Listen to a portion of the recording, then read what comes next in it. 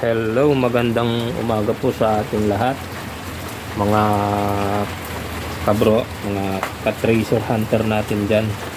Meron po pala tayong natanggap kagabi na metal detector galing po ng Davao del Norte. Ayan po siya. So wala na rin po pala yung mga pihitan. Ayan, mga knob, control knob. Okay, so ito yung battery compartment at ito yung kanyang speaker, push button. So yan, okay. Ito pala ay sira na itong battery nya, may putol dito. Tapos yung gumawa dati ay ginamperan ng wire dito. Ayan. Ito yung kanyang ginamper, magnetic wire lang. Ayan. So ayan. Okay. Tapos ito yung ginamper nila dati na terminal ng battery na 9 volts. Ang battery nito ay 6 na piraso na 9 volts na katulad po nito. Ito, ayan, 6 na piraso.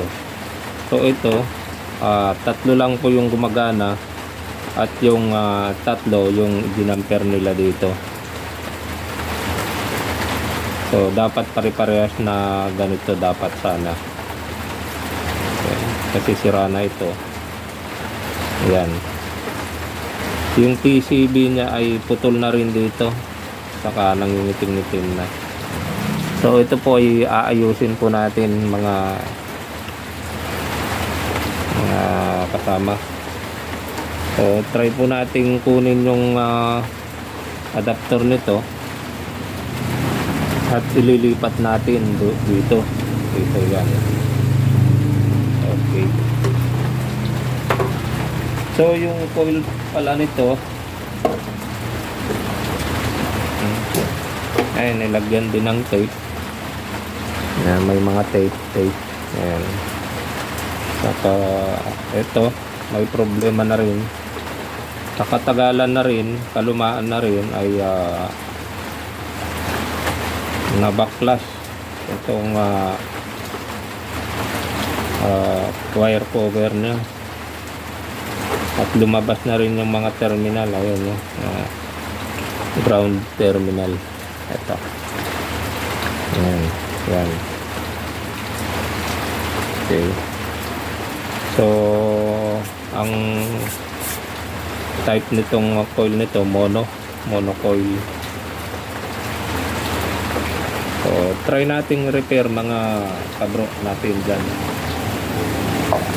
Luzon, Visayas, Mindanao at sa buong mundo na tumatangkilik sa ating site, sa Facebook at sa YouTube channel natin.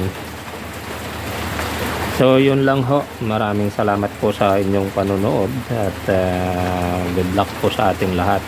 So wait nyo lang po ang susunod na video kung magagawa pa po natin yan, kung gagana pa po o hindi na. So yun lang po mga kabro natin dyan. Maraming salamat po sa ating lahat.